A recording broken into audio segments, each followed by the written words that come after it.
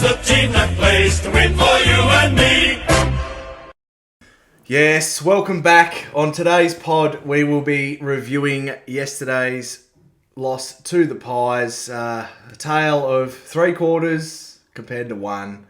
3 quarters we played really well, and then 1 where it was just abysmal. To help me break it all down and to go through the positives, negatives, and all the usual segments, we've got the Big Chief. Chieftain, welcome. What are your first thoughts? Thanks, Baz. Well, it's a pretty replay of last year's game, wasn't it? We won the clearances early, used the kicking tactics to break through Collingwood. We didn't take the most of our opportunities early, I thought. We left a couple out there in the first quarter. And then just, I don't know what happened. We stopped at 3/4 time. Yeah, so we'll start with our biggest takeaway, and mine yesterday was the midfield got taught a lesson. They got absolutely smashed. It's hard to say if any of our mids won that battle. I don't think they did, to be honest. Ned Long, we made him look like a superstar. Nick Dacos, nobody wanted to go near him in the second half. Our mids just were not effective and just got smashed around the ball. Yeah, well, one mid stood up, and that was X. Count the ruck as a mid, but yeah, all the rest got beaten, and that'll be reflected in my votes. Yeah, well, even X, I probably just won. Well, I wouldn't say he dominated. No, when we were that first half, he was clearly best on ground for mine. He put it on a platter for our mids. One got a heap of clearances on his own, as he always does, and yeah, we'll get into the breakdown of what happened, but we'd get first hands on the ball around the clearances. They'd tackle us, the ball would spill free, and they'd run. They'd get it open. So can't blame X for that. Our mids have got to be stronger in the contest. Yeah, They've got to hold the ball in or get a release. And just on that, we look at their handballing. It was so much difference to ours. Like under pressure, the over the shoulder, whatever. It was quick. It was fast. Ours, when we did it, was loopy. Just gave that extra second to transfer the pressure, and that was the difference in the two teams. And it's really disappointing, the fact that we had... I don't know if we'll get much of a better opportunity against them. They had some key outs. They got injuries early. And we still couldn't... We had them, we were right in the game, Clarko, at 3/4 time. Maybe Clarko needs to work out what we do after 3/4 time when we're in the game. Because 10 minutes in, we were right out of the game. Yes. Into the fourth quarter. It's so disappointing because, I don't know when we'll get a better opportunity. Yeah, and, that's the growth we need to see. It's the times now. We've gone through enough of developing. These kids have gotten games into them, got plenty of experience out there. They were missing, the fourth quarter specialists in Pendlebury. Sidebottom didn't play. Bobby Hill was a laid out. They don't have Degoe as well as a couple of others. Maynard went off early. Probably didn't have a possession for the game. So they were down one man early. They softened Mychek. No, not Mychek. Elliott up, but he still managed to kick 5. Well, we'll get to that. First play. We'll get to that, don't you worry. I think he softened Mychek up as well, Toby. So we were looking to make him earn it, and I think we did that. I think we brought some good physical pressure, but we just couldn't match in the skill level. Well, and the game style level. I think our back line was our best line by a mile. And that's something that we haven't been able to say a lot over the last 5 or 6 years, but for me, they were easily our best line yesterday. I agree. Yes, absolutely, 100%.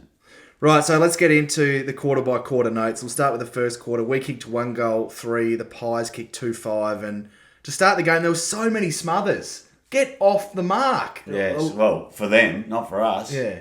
And that, it's so disappointing because we had control of the ball and then turns it over.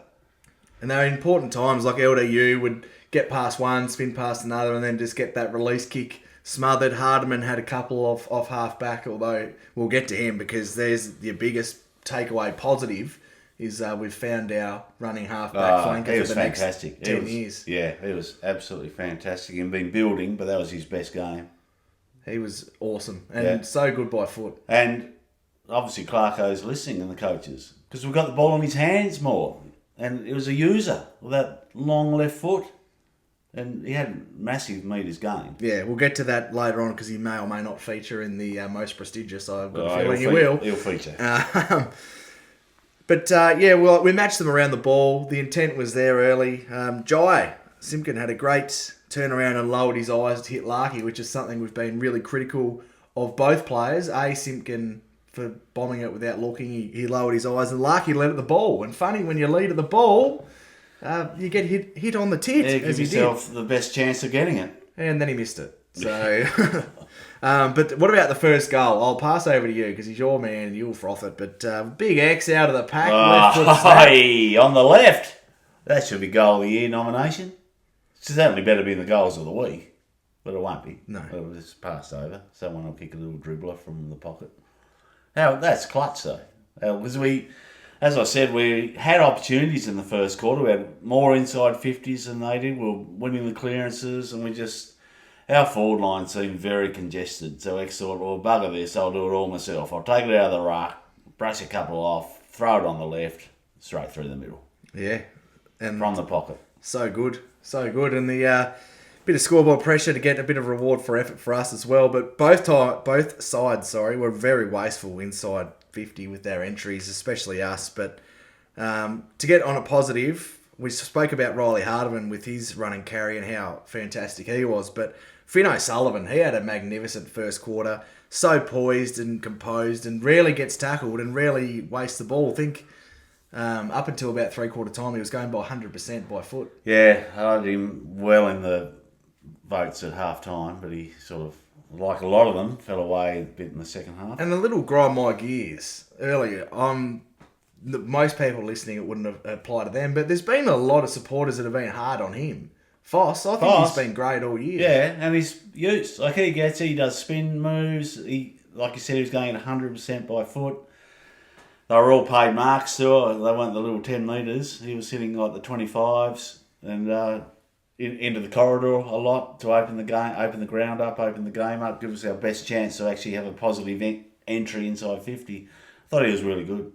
Yeah, me too. And tough around the footy. Doesn't lose one-on-ones. And is defensively really good as well. But so we had all that great work, and then of course a red time goal. Quarter time siren, Jamie Elliott kicks a goal to get it out to that 8-point lead at quarter time, which is really frustrating. I think that was off a turnover too, where I think we just turned it over at half back our half forward, their half back. And then one of the things was they always had an open forward line, didn't they? Because they just score off turnover.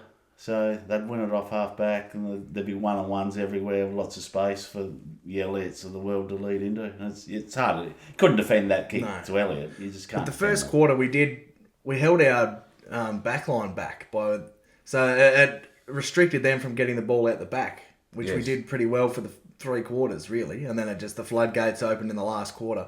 But I don't think we'll get to that, but it's not as much on the back line as it is the midfield. No, our backs took an aggressive position to squeeze the ground, and at half time they changed their style and got the running handball, just surge forward, and that just makes it too hard because you end up with an outnumber and all that space to use. Yeah, anything else from the first quarter for you before we move on? I didn't take a great deal of notes this week. Well, there's more positives than negatives, which is probably a good thing, even though we're slightly behind on the scoreboard. We're winning around the ground, weren't we? Winning in all metrics except the scoreboard.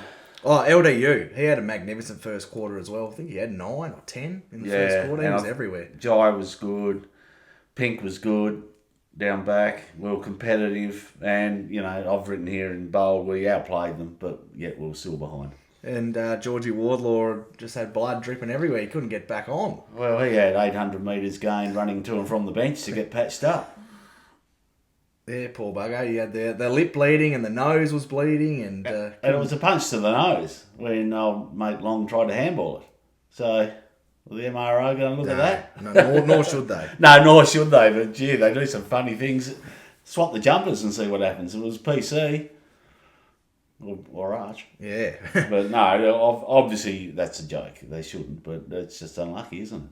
Moving on to the second quarter, really good quarter from us. We kicked 5 goals 3 to the Pies 2 goals 4, and Zerha kicked a crazy goal, bit of an off break. But Jack Darling, what are you doing, man? Well, he obviously thought it was touched, and so it should have been. It bounced about 30 metres out from goal, and somehow got through them all. Yeah, no, JD, for those playing at home, he tried to smack it back into play when it was keep going the ball through the alive. big sticks. Keep the ball alive. It was a goal. So that was lucky, wasn't it? But we looked really good, and the system was working. Like, it was great use, lowering our eyes. We're being very patient, picking our way through the Collingwood zone. I thought Nick Larkey had a good quarter. We presented really well, kicked a goal in that quarter, but the shush man, Constanti, missed a set shot, but had a great crumbing goal, which started with a great tap from Paul Curtis, who had moments. Looked like you could definitely tell he hasn't played for 3 weeks. I thought he was really... I thought he was our best forward, or looked the most dangerous forward. Are you kidding? What did you think? Zerha, he was marking everything in the air. You think Paul Curtis had a better game than Zerha? He looked dangerous, PC. That is a ridiculous call. Well, all right. What Zerha? We're going to argue about it now? We can. Okay, Zerha had about 8 possessions, didn't he? We kicked 3 goals. Okay, well, that's good use of your 8 possessions. That's good. Well, what did PC have? I'm getting it up right now as we have a live argument on air. So let's have a look. Paul Curtis, 1 goal, 1 and 12. Cam Zerha had 7, kicked 3. 7. So, yeah. My comment was I thought PC looked the most dangerous. Yeah. Well, okay, well, we'll call it a tie. Let's move on. Well, that's not a tie. But anyway, this is... let's get on with it. George I love Wardball. PC. I've probably got a bit too much love for him. Yeah, you could say the same with me. Oh, exactly. Me and So that's why we'll call it a tie. George had a great rundown chase. Yes. In that quarter as well.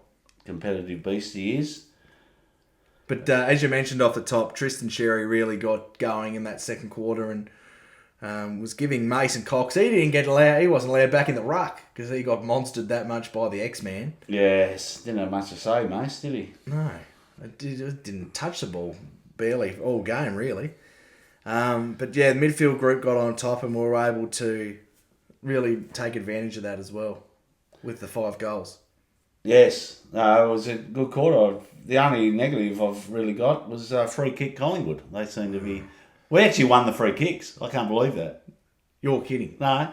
Yeah, well, you look it up. But Collingwood seemed to get the best of them, particularly early. And we got a lot of non-free kicks not paid. And don't get me started on we missed that in the first quarter rundown. Finbar Malley took a magnificent mark and just played on, nothing to see here. The Irishman. Yeah, the Irishman. According to Bucks. Yes. The free kick count was 17-15 to Collingwood, by the way. I must have misread it right. It was closer than it appeared watching as a North Melbourne supporter. Very much so. But yeah, Finbar, loved the way, just to segue a little bit on him, that he attacked the footy in the air as well. And got a lot of bumping off the ball, which I think he might have got 1 free for. But yeah, they obviously know. I mean, we know from his VFL work that he's a great contested mark, and the commentators try and make it look like a surprise, but the whole competition knows. They do their research on the opposition, so there's a lot of work put into him to try and not let him get a run and jump at it. But just to go down a negative path, I mean, with Darcy Moore out, Maynard subbed off early. They have Frampton and Jeremy Howe, and then Quaynor as their third tall. For us to only kick 9 goals is terrible. Yes. And I don't know, I think you blame both. I think the mids disposal wasn't good enough for a long time inside 50, and the forwards got either outmarked or couldn't get to work and do their craft. Like, they had to win. We had to, with the matchups that were there, we had to kick at least 12, 15 goals. I think we went long, whether it was by design or just inexperience. Once we got the ball forward to centre, we kicked long, thinking we'd have them covered in the air, but they were able to bring it to ground. I mean, Frampton, I called him a plotter on the preview pod, but he probably he's played the best game I've ever seen him play. Yeah. He beat Larkey, hands down. He was pretty good the week before when I was there too. He I didn't watch that game. The thrill seeker. Oh, did he? Yeah, so he's obviously in. I mean, Bucks, who loves Collingwood, said he was in good form. Well, that's another thing. The commentary, my God. It was just Collingwood this, Collingwood that. And I didn't know North were playing when listening to the commentary until, especially in that last quarter. Yeah, well, fair enough in the last quarter, because then they kicked, 8 goals to, what did we kick, 1? Yeah, well, I don't know. Yeah, we'll get there in a minute. Anyway, yes, so we're right in at half time, which was good. We're playing our style of working it for it.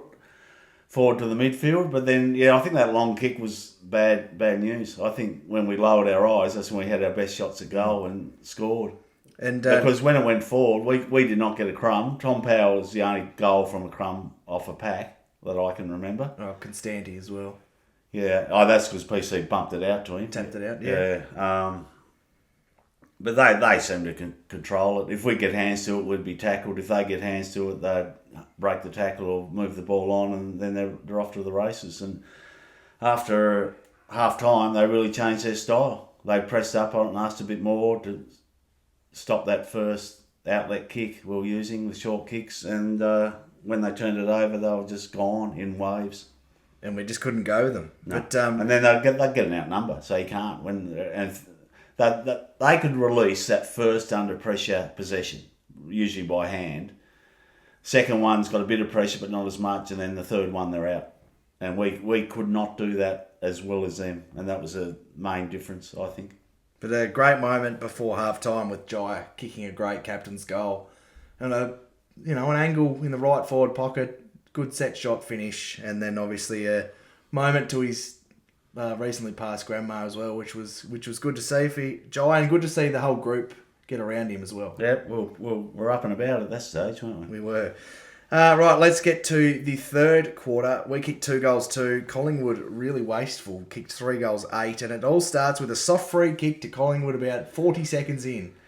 Well, he did. I don't think he touched him. And obviously there are a couple in the first half. This is front-on contact in a marking, and the most severe one was Parker. I think any neutral would say Parker really deserved one. It was worse than my checks. And then he barely touched him on the replay, but obviously the umpires have been coached at half-time. And, of course, they got the first look at it. But then probably going, was it the last quarter when Mason put Chom on the deck and no free, and then Buckley couldn't understand why it should be a free. Because you can't take someone out from competing in a contest. I cannot believe that was not called. No, if the jumpers were reversed there, that definitely would have been called. But yeah, it was wake up north. We just started so poorly in that third quarter, with Collingwood kicking the first 3. I thought Nick Larkey was very stiff not to get a few frees. I liked the way he ran and jumped at the ball. Was a little bit more aggressive in that third quarter. Charlie Coleman had a fantastic third quarter, but we got a response because, as I mentioned, they kicked the first 3, then we kicked 2 in a row to peg it back a little bit. But yeah, ultimately they outworked us and were the much better side in the second half, in particular the third quarter, with 11 scoring shots to 4. Yeah, yes. But Caleb Daniel had a really poor one-on-one that I want to highlight. It was on the half-forward line against Jack Crisp, and he just didn't go when it was his turn, which really frustrated me. Yeah. Agreed. Then Disco. He's another one who's been under the pump a little bit, but I thought he was fantastic in terms of putting his head over it when he had to, and he had a great rundown chase. And I said to you, I think he needed an HIA, a head assessment after, because he kicked it to the wing to nobody. I know, I don't know what happened there. That was typical. We controlled the ball, then all of a sudden we kick it to their advantage. I don't know who. Yeah, he needed the HIA for sure, because I don't know what he... Must have saw someone in the crowd. I don't know here we go. Yeah, I don't know what happened there, but that was... He had a good game, I thought, but that was his shocking moment. But yeah, I agree. I thought his defensive stuff was really good as well. But it didn't end up hurting us thanks to Big Timmy Doublefoot Membry, who missed a set shot, although we made him look good, where he's barely had a kick for Collingwood this year. But I think the backline saved us on many occasions yet again. And I thought that they were good at getting the punches in, like particularly Chom. Core got a few. Hardeman had one running back. Core got a few good fists in. He did, but my God, man, he gave Elliott way too much of a rope. Oh, well, that's cool. That's a... Yeah, you don't know if that's him or instruction, because they were trying to squeeze up and they were all playing in front.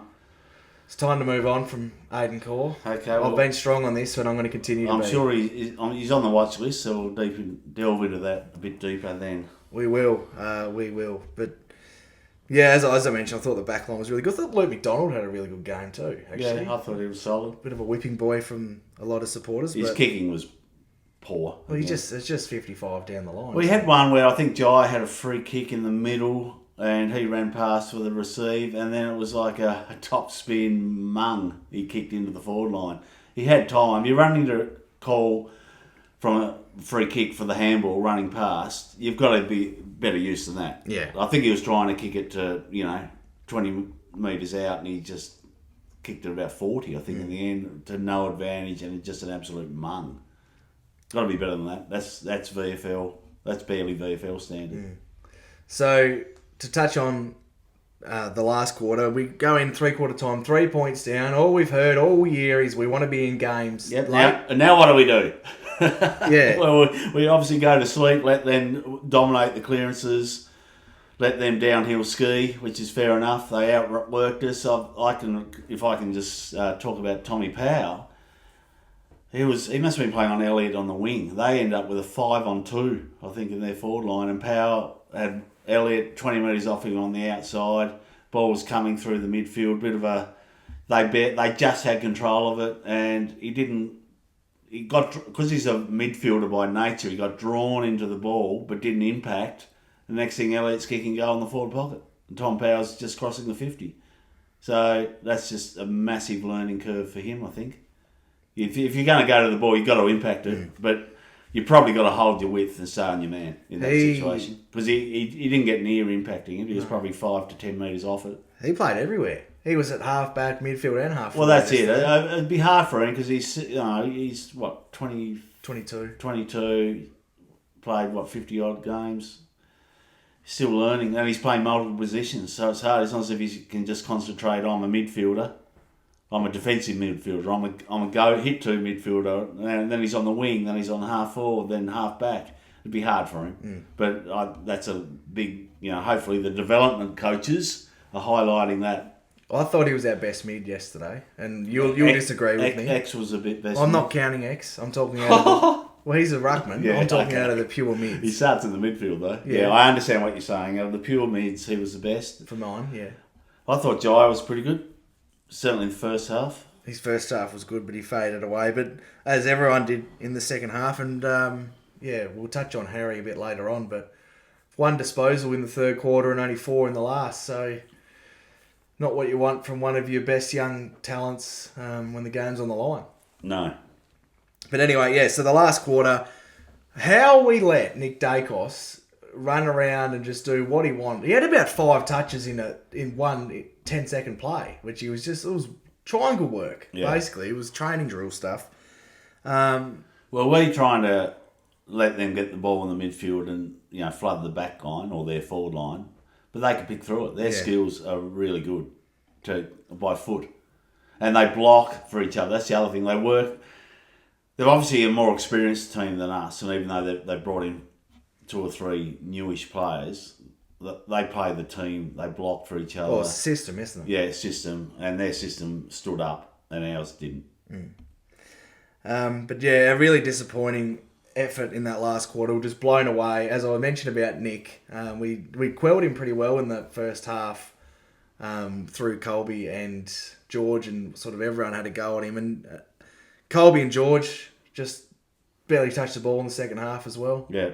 I thought Colby was good in the first half. So did I. But I think he only hit about 3 after half time, didn't he? And he went from 10 tackles last week to 0 this week. So that's another concerning. Yeah, our tackling wasn't good. We'll get to the tackle numbers. As a team. We'll get to the tackle numbers a bit later on, which is just extraordinary. But yes. Last week against Richmond, well, obviously they're a far poorer opposition, and it was one of the highest contested games ever. So obviously everyone's tackle numbers are going to be through the roof. Well, let's while we're talking about it. So the tackling yesterday, Collingwood laid 90 tackles. We laid 48. So they were plus 42 in tackles, which is ridiculous. Yep. Absolutely ridiculous. And yes, we are playing that, chip mark football. So you tackle when they've got the ball. Yeah. And we couldn't get a hand on them. And if we did tackle them, they were a lot of ineffective. They'd still move the ball on. That was a big difference, whereas when we had it, they seemed to cause a spillage to their advantage, didn't they? They really disrupted our system, how we wanted to move the ball. Just too much pressure. Yeah, like we won clearance, we won contested possessions, but as soon as they got it out, they were gone, and we were just doing chasing Basically, we're just doing cardio in the last quarter because we couldn't touch the pill. We were doing a lot of cardio, were we? The treadmill would almost stop to the walk, the cool down.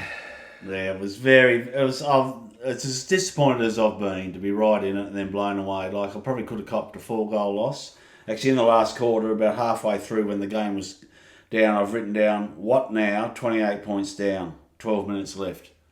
Then what did we lose by, 40-something? Yeah. So basically another 4 goals. 45. Yeah, so we're giving up 4 goals.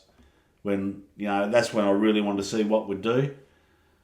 28 down, 12 to go. If a good team you're still alive. There's barely a heartbeat, but I just wanted to keep it around that 30 mark and see a response. And the response was they kicked another 4 goals. Yeah, I get really frustrated when the mids are getting smashed and there's no personnel changes. Like, I think Parker had way too many centre bounce attendances. He was a non-impactor yesterday. When the mids are getting belted, why are we not throwing Zerha or Curtis in there? When the ball's not going down there, they've kicked a run of goals. Yeah. Obviously, they just backed the midfield group to regain ascendancy, and that just didn't happen. And Harry was half forward, then he was on the wing, and he probably didn't get enough CBAs either. So, yeah. I feel like we don't have a plan B. Yeah, well, Clarko in his prime was always good at plan B, C, and D. But, yeah, I think a lot of people probably ask why we kept with a, slow, possessed ball movement out of the back line. But it worked for us in the first half, in the fact that we were right in the game. We were up at half time. Yeah, so you've got to, I suppose if it's working, you're not going to change it. And yeah, it's just the shock of the fourth quarter where they just exploded. And then, that's why I wrote down halfway through with 12 minutes to go, what do we do now? Because that was probably the time to go. But it's hard from the coach's box. There's no timeouts. So it's hard to pass that message, isn't it? But I suppose he could have swung, like you said, put different personnel in the midfield, freshen them up. I mean, the Bull hadn't done a lot. 7 possessions, he kicked 3, yes, big tick there, but he must have been fresher than the midfielders. Mm. And their midfielders just downhill skied. Yeah. Didn't they? Because they were winning possessions, so that's what you do. You run forward. And they'll put 20 metres on our midfielders, and then there's an outnumber in the forward line. The backs have got absolutely no hope. Take a superhero backman to stop that when you're outnumbered by probably 2 or 3. And with Big Finbar subbed off, there was no... Every time we got inside 50, it was just intercept mark and just walked out. There was no pack-crashing player like we had when Finbar was on. Yeah, well, Fisher, I think he had 6. I thought he was good. In the last... pretty ineffective, I thought. I disagree. I think he hit targets. I think. Yeah, I suppose... Yeah, you're probably right. I'm probably being harsh on him, but I don't know. I don't know if he's the answer. Like I can see you bring him on for his run, and a quicker player, but it didn't help us. Well, he's the best sub performance we've seen in a while. Yeah, probably. Oh no, I thought he was good. Okay. I was happy with what he brought. Right. He was one of about the 3 players who actually were good in the last quarter. Yeah, I suppose if he had 6. Yeah, along with Chom and I don't know who else.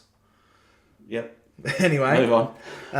So... We're getting a bit flat now. All in all, it was a disappointing way to finish out the game. We'd done everything right to be in a winning position at 3/4 time, and then just... Yeah, it's just unacceptable, the effort that was shown. Yeah. And a lot of supporters on the socials right into what Jai said post-game about that they just wanted it more, and that's pretty damning for your captain to be saying as well. I mean, it's not a good look, is it?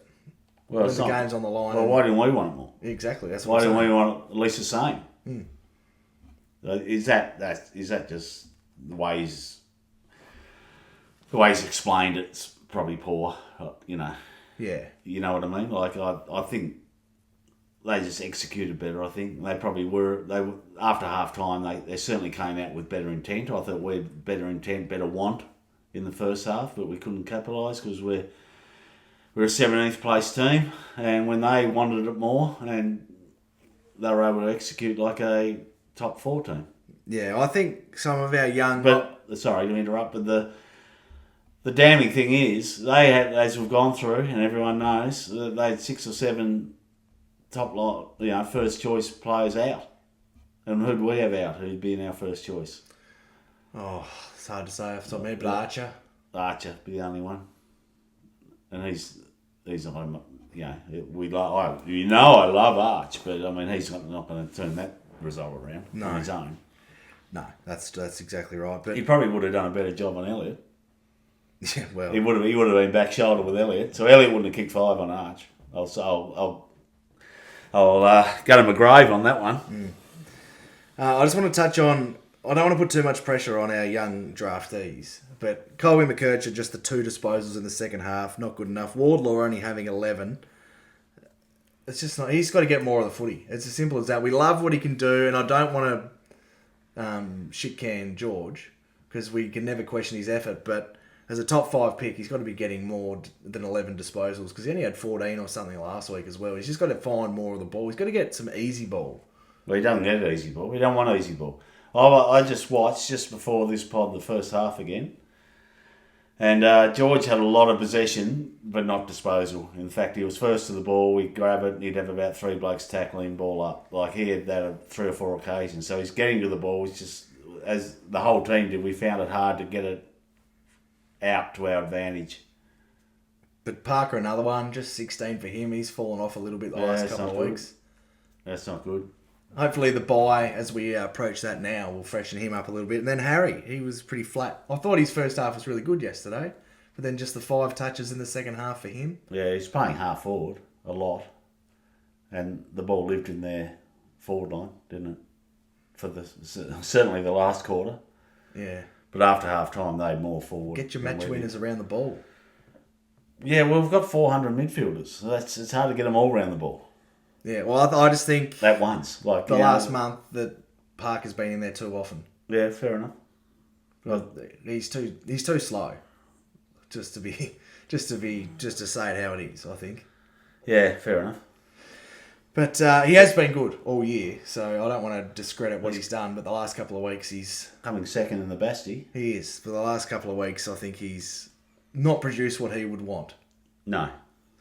Speaking of the Basti, let's get into it now. Oh, okay. Me? You? Yeah, you take the new ball. Okay. 5, I've gone to X. Like I thought when he dominated the midfield, gave our mids first hands on the ball, but then we were unable to capitalise on that often enough. For mine, took a great defensive mark, kicked the first goal of the game, which, for mine, rocking in for goal of the year. That's just easily done. Not by much, but second I had Hardeman. I thought he was fantastic. A lot of metres gained. I mean, I'm sure he's in yours. You can go through his stats when he's in yours, unless you want to do it now. No, okay. A lot of run and drive, that long left foot, really, really good. And, obviously they're listening to the pod because we called for him to get the ball in his hands more, and he did. Took some kick-ins. The short chip to him, and then he'd be able to drive it 50, 60 metres forward to a 1-on-1 or a 2-on-2. Unfortunately, we couldn't really capitalise that. We'll get into the ins and outs maybe for next week or the watch list, but we couldn't buy Ford Crumb. Well, that's really annoying. Anyway, we're talking about Hardeman. Really good, best game for the club. Lock him, like you said, lock him in for 12 years. Sign Brady, maybe not a 12-year contract, but let's not let him go home to WA. I go 3 to Stevens. From here, they were the 2 outstanding players for me. From here, it's a bit of a raffle, but I go 3 to Stevens. He had that horror moment. But he had a lot of the ball. What do you have? Have you got it there? Oh, you'll bring it up. Yeah, 23. 23. His kicking was pretty good, I thought. I gave 2 to Chom. He was very good in defence. Probably punched it more than marked it. And you could see even the last quarter when the game was dead and gone, they had a rolling ball inside 50 and he just came at it like a bull. Like, there's no give up in that man, and that's why he's in the CCC. I thought he was really good. And I gave 1. Well, there's a few apologies, but I've given it to Daniel. Been a bit hard on him. He hasn't had a vote in the Basti, and I thought it was a bit of a toss-up, but I thought he was probably more consistent than the rest of them for the 4 quarters. And I thought his ball use was pretty good. Oh, boy. Okay, well, you're not happy with that. Unlucky was probably Foss. He was probably third best on to half time, but then the young player fell away a bit in the second half. So I was looking for more. I rewarded Daniel for more a four-quarter effort. Oh, I think I wouldn't have had, just a bit of an argument here, I wouldn't have had Daniel in the best 10. Right, what were his stats? I know that it's all about stats, and Yeah. I don't look at the stats. He had 30. Yeah, okay. So he had a bit of the pill. Yeah, but I just don't think he does enough with it, and I think defensively he's poor. So Well, yeah, but with 30, I thought his use was pretty good. I thought he hits it. As I said, I just watched the first half again, and he hit pretty much all his kicks. Some weren't 15, which he seems to get pinned for a lot, and he gets pinned a lot when he receives it. 18 metres away, and it's called play on because it's not 15. So I think that little helmet of his gets a bit of a target from the ump, so you start waving their arms. But anyway, I thought he was good, and he gets a vote. It's his first one in the Bastie, because clearly you're not giving him one. So. no, I'm not. I'm going to get into mine now. So I gave the best on ground 5 votes to Riley Hardeman, 28 disposals, 10 marks. Went at 82% by foot, and then had a whopping 776 metres gained. I mean, he has arrived. That was Rising Star nomination should be coming his way. He was awesome, and this is why so many fans have been calling for him to be given a fair run of it. Not as the Saar block he was earlier in the year, but just let him run and carry and show his quality that he can be off half-back. So he got the 5. Can I just add to him, because he was obviously in mine, his defence was really good too. Like, for such a good user, he's a good defender. You're not losing out on defence. And there was one where he came back with the flight of the ball, top of the goal square for them, got a fist on it, put it through, put it 10 rows back, bang. Yeah. And, it was probably Cox or someone really tall in there. I can't remember exactly who it was, but or Mycheck or someone like that. So, really good. And took some intercept marks as well. It's not just receiving the ball like Daniel does. He actually intercepted it as well. So I think he's, when we say goodbye to Elmac, he's locked in there. When Archer comes back, it'll be interesting who goes out. Yeah, and if Goda can get going. And Goda, yeah. I gave the 4 votes to Big X, Tristan Sherry. He was really impressive. 17 disposals. He kicked a goal as to go along with 7 clearances. Wasn't his best game, but I thought he beat Cameron. Yep. And not many players on the day could say they beat their opponents, so he gets the 4. Gave the 3 to Tommy Powell. He had kicked a goal, had 28 at 82%. 4 clearances and 400 metres gained. Played a bit of everywhere. I thought he was really safe with the ball, and I was happy with his game in probably our best mid in a day that was really dirty. For our midfield group, I gave the 2 votes to Charlie Comben, as you mentioned. I thought he barely lost a one-on-one all day. Held up as the leader of the back line, had 10 marks, and really impressed with him. And the 1 vote could have gone to a couple of players, but I gave it to Finn O'Sullivan in the end. He had 13 disposals at 92%. He's just so poised. What he does do well, whenever he handballs or kicks, he kicks it to a player to get them in a better position. Yes. Which is something that is really evident, as a lot of the side does not do that and just panics. So I was really impressed with him, and we've got a beauty in Foss. So He got the 1 vote. I thought some unluckies, Jai. I thought he was probably pretty close.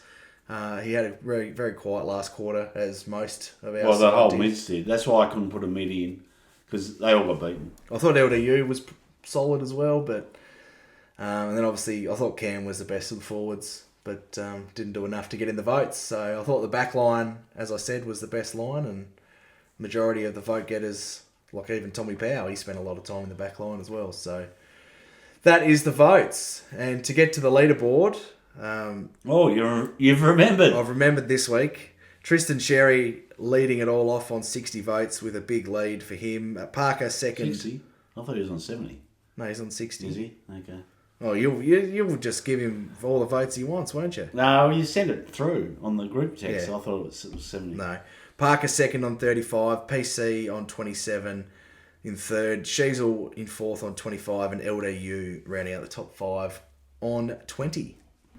Right, from the list you want to be on to the list you don't, let's get to the watch list. Chief, who we got first? Okay, Bailey Scott's on there. He's obviously playing VFL today, and I'll be watching that keenly to see how he goes. He needs to spend a good spell in the VFL. Minimum 4. I was going to say 3 to 4. So, barring injuries and forced inclusion, he needs to put a good run of form together, not just 1 week and then bring him back in.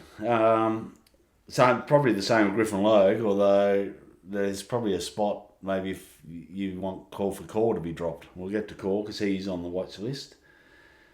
You're giving him a cross. We've spoken about this off air. You weren't happy with him having 5 kicked on him and being too loose in the back line. He's just... I thought he had some good defensive efforts with his punching, but yeah, if his man's kicked 5, I don't know if he was on him the whole time. No, I don't think he was. I don't think he was, but I thought he was easily the worst defender back there. He did get some good spoils in, but he's just... he just frustrates the crap out of him. I don't think he gave away too many free kicks this week, did he? No. So that's a plus. Look, we get beaten by that much. It was hard for the back line. Look, I'll concede and I'll give him a cross. All right? Right. It was either a cross or a dash, but it's probably more leaning towards a cross, so he gets a cross. Caleb Daniel, well, I had him in the vote, so he's getting a tick. And that's his 3rd tick, but only 2 in a row because he had a cross before that. So he's not going off. He's still on. Colby McKercher, I'm going to lead this. I thought he was very good in the first half and then poor in the second. So that's a tick and a cross equals a dash. Happy with that, yep. He's a young player. He's only 2nd year, remember, as well. So we do expect a lot from him. Darcy Tucker, well, he's out for the year and probably out unfortunately for him, but probably be delisted. He's out of he's out of contract, yes, probably. Jai Simpkin, well, I thought he was good. He gets a tick. That's his 3rd tick out of 4. I'm taking him off. Righto, it's your list. My list. Well, he's had 3 out of the 4. The other one was a dash, not a cross. I'm taking him off. 2nd graduate after Clarkson of the 2025 edition of the watch list. Well, it helps if the coach and captain are off. Yeah, exactly. You don't want them on. It's the first time I've had the coach on. I forgot someone else is on the watch list, but we'll get to him very shortly. Nick Larkey is on the watch list. The vice captain. Big cross. So we've had the coach, the captain, and the vice captain, and Nick's still on. He gets a cross. He's shockingly out of form. Yeah, and the body language at times wasn't great. Throwing his arms out, arguing, or looking at the umpire, why didn't he get a free? I think he deserves more frees than he gets, but it's not a great look. No. And your man started doing it in the last quarter too, actually, which annoyed me. Big X. Yeah. Well, he deserves every free. It reminds me of one where he was smashed in the back or around the neck. I can't remember, but he didn't get a free. We didn't get a lot of frees. He should have got about 6 in the last quarter. Cameron was hand over the shoulder and everything. But anyway. And they just both engaged. Well, really? And then other times they just pick one out. Nah, it's ruck lotto. It's a ruck lotto. Aidan Call, giving him a cross. And the one I didn't write down last week was Bazza, yourself, were on the watch list. What am I on there for? I can't. I'm not wearing the merch. Oh. So next game, you've got to wear the merch, and you'll be off. Righto. And try and get on TV. I think speaking of merch, you've got a big thank you. Yes, big thanks to Steve, who's done his 2nd order in about 2 weeks. So big shout out to you, Steve, and thanks for supporting the pod. Yes, and Mrs. Baz, the media marketing manager, put us onto that, and I think you should give her a shout out for her Amy Arts. Yes, big shout out to Amy Arts and all the help she does. She's just done up a sticker pack of cartoons of the North players that you can get to have on your desk at work or something like that. No, she does a great job and helps get our merch out, and as well as her own sort of Lord of the Rings style stuff that she does as well. So if you're into that, definitely check it out. Into Lord of the Rings, have a look. She's done a kids learning book or something. A to Z of Lord of the Rings. So how do the viewers, listeners, find that? You go to our link in our Instagram page and that'll take you right there. Or can you Google it? Yeah, you can. What is it? Hobbit's Haven, it's called. Okay, there you go. Very good. You gotta get a bit more up and about that, or you might be in the doghouse. I'm still flat after the last quarter from yesterday. Anyway, Okay, so that is the watch list. Any new additions? No. No, but we've got a discussion point on Costanti. Yeah, Does he's he close. hold his spot? Is he doing enough? Well, it's a hard one, isn't it? Because he only had the 8 disposals, a kick to goal, but he also had 6 tackles. So Which is probably his primary role. and it was a team high. Yeah, yes. And he's kicked 8 for the year, hasn't he? Yeah. And out of 11. So he's just under a goal a game. Like about 0.8 or something. Don't hold my maths too high standard, probably 0.7. 0.75, let's say. But yeah, he's on the. I'd like a real crummer forward. Do we bring Robbie Hanson Jr. back in? No. No, okay. Let's put a match committee squash that. But it really showed lack of crumbing in the forward line. If we're gonna bomb it long to Larky, who's not a contested mark, Finbar, who is, and Darling, who will bring it to ground, we need some crummers there. The problem with Hanson Jr. Yes. is he can crumb, but he can't tackle and he can't apply pressure. So Yeah, you're giving up one to get the other, aren't you? I don't want to. And he brings speed, like he can go after the wing, and But we've seen that the pressure up the field has helped our backline. If we bring people in who won't tackle, it's going to be conceding 140 points again. So no, he can't come back in. okay, That's my reasoning for it. yeah, no, I like it. Right, so we're at podcast 116. So our favourite player to don the number 16, we've both got the same. Our man Scotty Thompson. He's an all-time favourite. He is. If I had to pick my top 10 favourites, he'd be in there. He'd be in my top 5 easily. Yeah, well, I've a few more runs on the board than you. It's watched a bit more of North. But yeah, he's great. Scooter. Former All-Australian, former Yeah. Sid Barker medalist Yep. from a rookie draft as well. Yes. So, yeah, that's a real prize when you get them that low. And just loved he grabbed the ball and then just charged forward with his head down and cop the high free. He was such a good defender though. He was always undersized. Undersized, yes. Never gave up. He was a niggler, pincher, Yes. biter. He was awesome. True old school type defender. And he loved the biff too. Yeah. I love him. I loved the way he went about it. And in seriousness though, like he was a great intercept mark. He was always safe by foot. Yeah. He was just a gun. You felt safe with him down the back line, that he wouldn't get beaten too often. And, yeah, you get the intercepts. 241 games and the 7 goals. And I reckon he celebrated every one of them fairly hard. They were all, I reckon, from memory, they were all from outside 50. And most of them were tumble punts or something, and he'd kick it and then probably celebrate for the next 3 quarters. Yeah. And, yeah, it's our favourite number. It's not necessarily the best, but it's our favourite. So to the listeners, please post your favourite number 16. We got a lot of comments from the 15 about Ross Smith. Yeah, so I was going to mention, and it slipped my mind, but I loved him. And so one of the listeners said CCC, and 100%. He was a gun back pocket halfback, tough, competitive, and was really unlucky that I haven't got written down his games, but it was over 200, and just fell out of the best team in the mid-90s when we started in premiership contention. So he missed the 96 premiership. I reckon he was playing in 94 and 95, but fell out. So he was a bit unlucky. I think from memory, I could be wrong here because it's a long time ago, but I think he might have got a reserves premiership. But anyway, he didn't get the big one. The golden trophy of 96, which is we're the only team that's got one of them, and I've held it. You have? I've held it with Patriarch, along with Shimmer, of the CCC, the great man Glenn Archer on one side, and Johnny Longmire on the other. Of course. We might have to get that. We'll get that photo up. We'll put that photo up because, young chief with the guns. And fun fact, Johnny Long, because the trophy toured, came down to Tassie. So the Launceston Mall, line up, get your photo with the great men. Johnny Longmire, because he didn't play in 96, would not touch the trophy.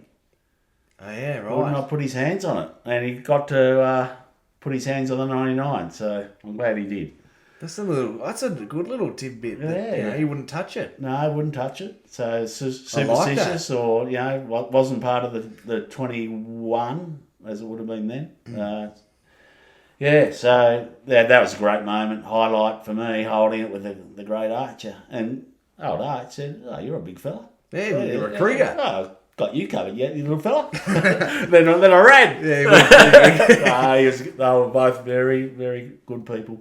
I like it. I like that from Horse, not wanting to touch it till it was his. Yeah, that's right. In 99. Right, let's get into our listener questions. Thanks for everyone who's sent some in. Really appreciate it. It's the best part of the pod is answering the questions. It is, because it makes us think. People, this is an opinion pod, and it's a people's pod. So the people's opinion count, and we mightn't necessarily agree with it, but we'll certainly consider it. Exactly, and just while we're there... Just like they probably don't agree with what we say. There is a pod in the mid-season buy. We're going to do a voice message pod where you send in your questions, get your voice heard on the pod, so keep an eye out for that coming very soon. All right, we'll start with Instagram. Georgia Post 7 says, "Do we bother giving Core another contract? Surely we just give Witters a go after the buy." What? Well, George, it's not some good news for your thought there. Aiden Core's hit a trigger, I believe, and he's ticked over till 2026. So is this his fifth year? Yeah, it must be. So he got a 5-year initial contract, and they must have had a trigger for a 6. Yeah. Great work, Brady. Yeah. Really good stuff. As for Brady could be on the watch list. Yeah, as for Witters, I'm with you 100%. I would have played him this week if he was available. Yeah, I think he comes in for Core, or either he or Arch, whoever's ready first. Yeah. Fair. I think Pink's shown enough. Had a couple of bad moments, had some really good moments as well yesterday. So I think we persist with him, and he's probably a win. Was he pre-season draft? Or was he the supplementary? Supplementary? Or was he a rookie? Oh, he's a rookie. Yeah, so that's a win. And he's just, I wish he was 5 centimetres taller. Yeah. Pink. Like, he's just always going to be that undersized, but he's showing good signs. Brandon Creek, don't like that Finbar was subbed. Who do you sub instead? I agree 100%. Like, we fell to pieces once he wasn't able to bring it to ground.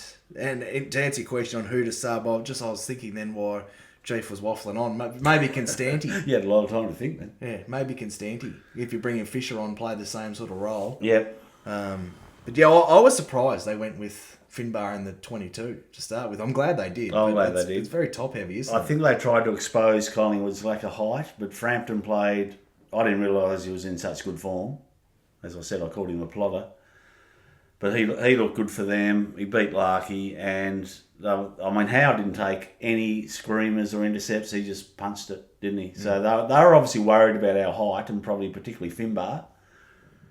But then they sped us on the ground ball and round the clearances. Once they got hands on it, we struggled to get it back off them.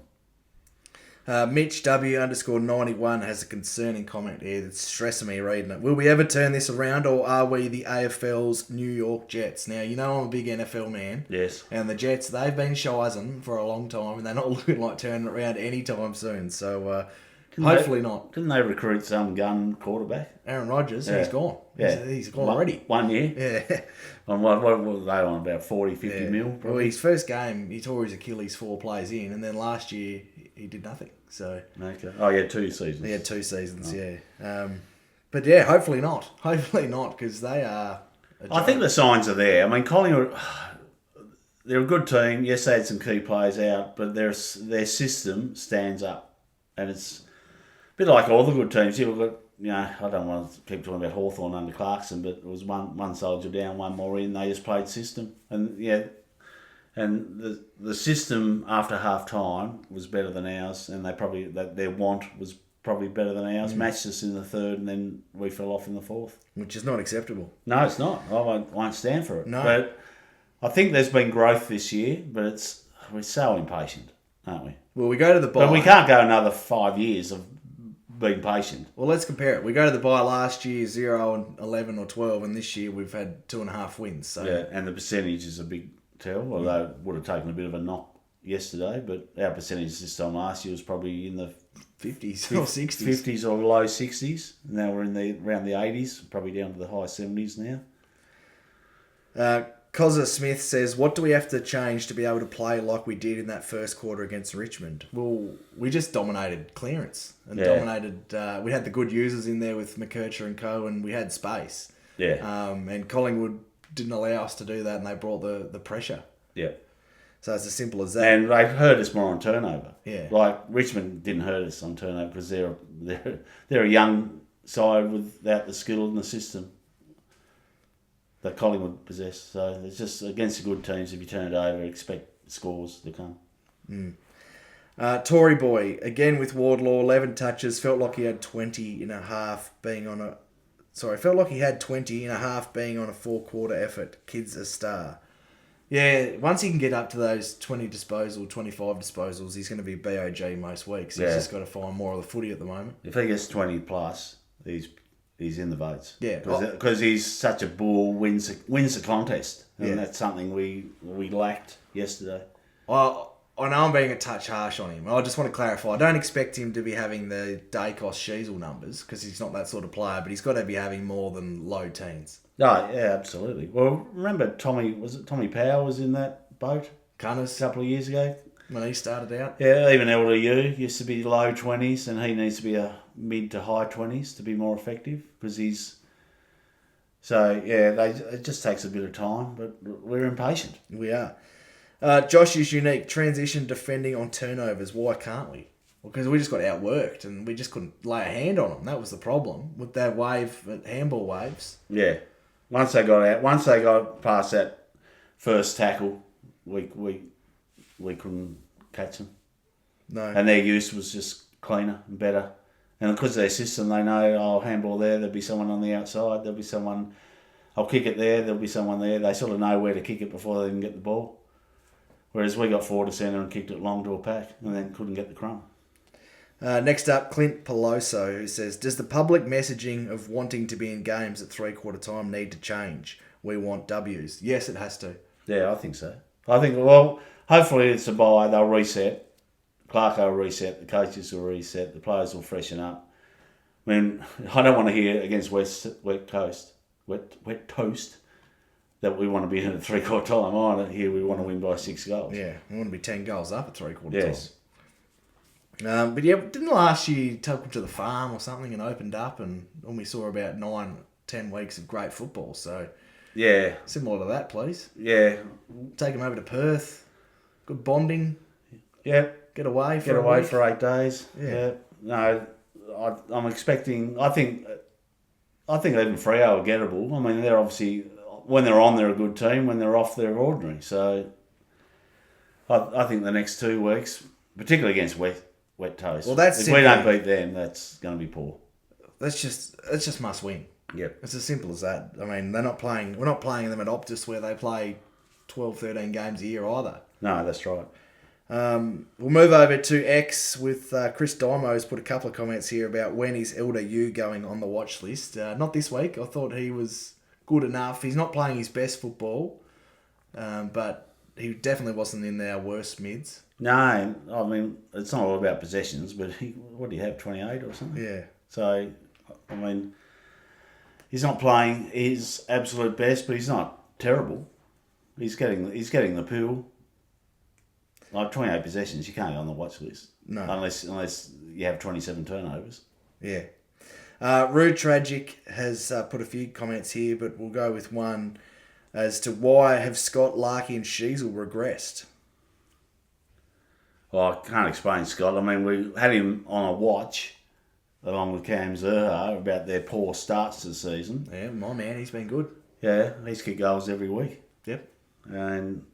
But I can't explain Barty Scott because his number one asset is his work rate. So, well, why can't he get it? Well, he just looks so... His confidence. Yeah, he looks like he's playing with zero confidence and so indecisive, and I don't want to say the S word, but he looks scared to make a mistake, I'll say. I'm not going to question his toughness, but he's just panic and scared to make a mistake. Yeah, and I noticed watching the VFL, he's looking for that short sideways kick on the wing to him. About 15 metres, it's going to get called play on. and it's probably an easy possession, and then he's going to be driving it long into the forward line. That's not his go. No, and he's cooked himself too because he chooses to only have the 2-year deals, right? And Brady would have probably given him 5 when he was back to back. And I'll tell you, I don't know whether he's getting another one at this point in time. I wouldn't mind if Archer comes back into the team, or we get another backman in like Whitlock, putting Foss to the wing, have Stevens on one, Foss on the other. But then the only issue there is you want Foss and Hardeman to be used as out of half back. Well, he's still got a little mini helmet. Yeah, well, he's got a 4-year deal, and I don't know what triggers he might have after that, but he's going to play. Anyway, next question. Question here from Mr. West, who wants to know our thoughts about our captain, who had 4 disposals in the final quarter, and then in the post-match saying that the Pies wanted it more. And then there's actually a lot of comments here about Jai's comments and whether he should be the captain of the footy club, which, yes, I still think he should be. So, yeah, so do I. I mean, answer. Who's next in line? Nick Larkey. You want him post-match playing with his hair? Well, people just, I don't know. People have an obsession with George, but he can barely string a season together. Yeah, anyway. Exactly. And Harry's, we didn't speak about him regressing in that other No, question. we didn't. So you better get onto that. Well, I don't know what's happening with him. I think it's worried. Oh, no.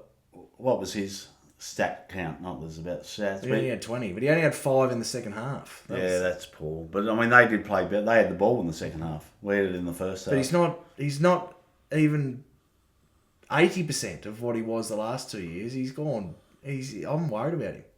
And he's playing on the wing sometime, and his pace has never been good. No, he does look slow out there. I must does. say. I think he has to be carrying an injury. Yeah, I don't know. I'd be shocked if he's not. Well, wouldn't you like to see him like an Elliott with that much space in the forward line? Not that he's... But he doesn't have the burst. No, but he's got the skill. I think if he was 1-on-1 in the forward 50, he'd win more than he'd lose. Yeah. I'm not concerned about his long-term future. I'm just worried that he's not even playing it, as I said, 75% of what he has been the last few years. So. Yeah, it was a bit like the Tommy Powell thing. He's been thrown around that much. He probably doesn't know he's a midfielder, a forward, or a defender, or a winger, or what. And that's a good point. It must be hard as a 20-year-old to be constantly changing. So maybe we just have to sit him somewhere for 6 weeks and say that's where you're going to be playing. Yep. I don't mind it. No, I'd sit him forward. He was drafted as a forward. His possession is going to drop, so don't tell me he's having 18 and he's dropped off if he's playing permanent forward, and he could still have probably one CBA a quarter. He's got to have more than that. Okay. For mine. I think he's got to take over. He's not having enough. I think that's might be part of the problem. But I would like to see him take a few more than... I think Parker can probably take a bit of a back step. And go to forward. And play forward mid more than mid forward. Let's get on to the next question from Vito here. He says, question, is Clarko the right person in charge? When I watch North, I see no system and no game plan. Well, he definitely had a game plan yesterday. Yeah, absolutely he did. That was keeping us off, and it worked. It worked for 3 quarters. Well, 2.5 probably. Yeah. But yeah, as for your first question, is Clarko the right man? Yeah. I've got no worries over that. I've been pretty strong on the fact that I think he took over the worst list ever in football. Yep. Worse than Melbourne when they were right down, and it was as bad a list as I've seen in my time watching football. So yeah, he's got a lot of work to do. This is really only his second year, if you take into account the racism saga in his first year. So I think he's still the man for the job. And we need to start seeing wins. As simple as that, though. Yep. Moving on to the next question from Brad Russell, who says, whole team looked out of petrol tickets after 3/4 time. We definitely need a week off. Hardeman's best game. We've found our long kicking rebounder. Yes, agree. Yeah, spot on. And the bye will do the boys some good, freshen up, and get over to Perth and hopefully have 2 really good performances and 2 wins. Yes, that's the goal. Although and then come back and smash Carlton. Yeah. They're a fraud of a side anyway. Funny comment here from David Kirby who says, my 3-year-old preferred to go to timeout than watching North. Not even kidding. Not even kidding, Chief. Yeah, tough watching. Yeah, for all ages. As long as your 3-year-old's, following in his father's footsteps and a North supporter. Yeah. Tell you what, you can tell who's brought up right by the parents. Whether their kids follow them, and you're brought up right. Unfortunately, you're paying the penance now, but at least you're a staunch North man. Yep. Let's get on to the last one we'll do is from our man Stoney, who's put his thoughts here. Wowee, some crazy overreactions here. Pretty sure Collingwood were well undermanned in a Freo a few weeks ago and still put them away on their home ground. Freo meant to be a contender. North took it up to the top side tonight and should have had a scoreboard advantage of 3/4 time if they capitalised. Fortunately, Collingwood defended well and punished our errors. I was flat, but for those who attended, you would have also noticed Collingwood players walking on water when the crowd gets going. We dropped off and they found their superpowers. 2 sides at different stages, yet for 3/4 they couldn't be split. We're coming. I like that. A lot of positivity to take out of that message. I think the reason for a lot of negativity from us and supporters is just how far we fell away in that last quarter. So I think it would have been a lot more positive if we sort of had that battle in the last and lost by 3 goals. There would have been a lot more positive comments and feelings from North supporters than the 8-1 domination that was the last quarter. Yeah, and when you get the crowd, they're the 19th man. Obviously, their players rise. They've always got the outnumber.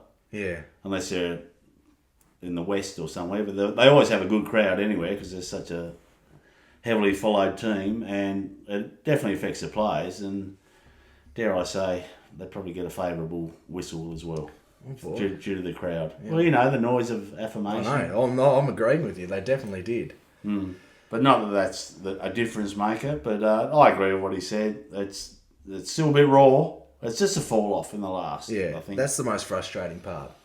Yeah, well, I mean, neither of us tipped us. Not many probably did. You'd have to be very positive North. But we spoke at half time. We didn't watch it together. And we thought they were very gettable. I thought we could win. I thought we would win. Yeah. From where we were. Probably thought we should. Unfortunately, the last 6 years, you can never write it in the bank, can you? Because we're just a bit scarred.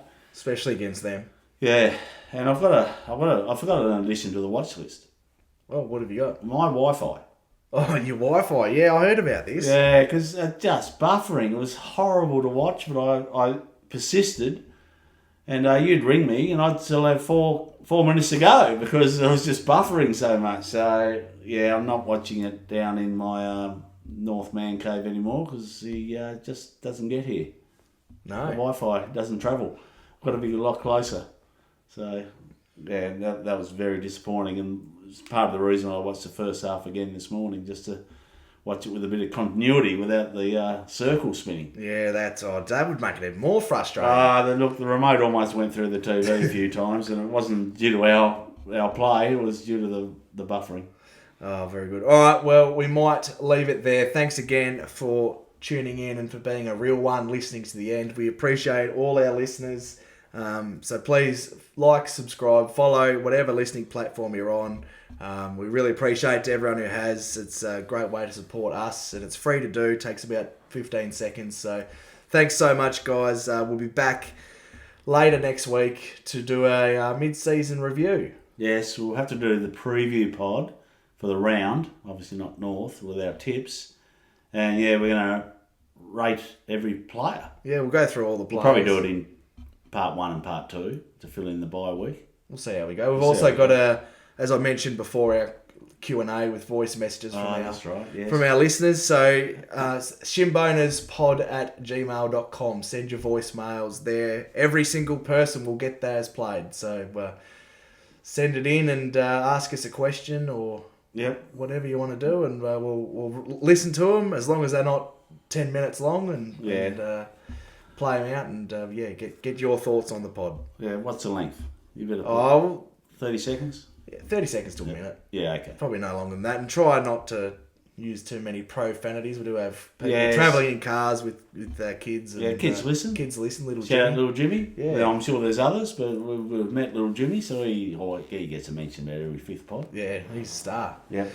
All right, that's about us. Thanks again for listening. We'll be back, as I mentioned, later on next week. Okay, bye from me. Can the Kangas. Thanks, guys. Go Roos.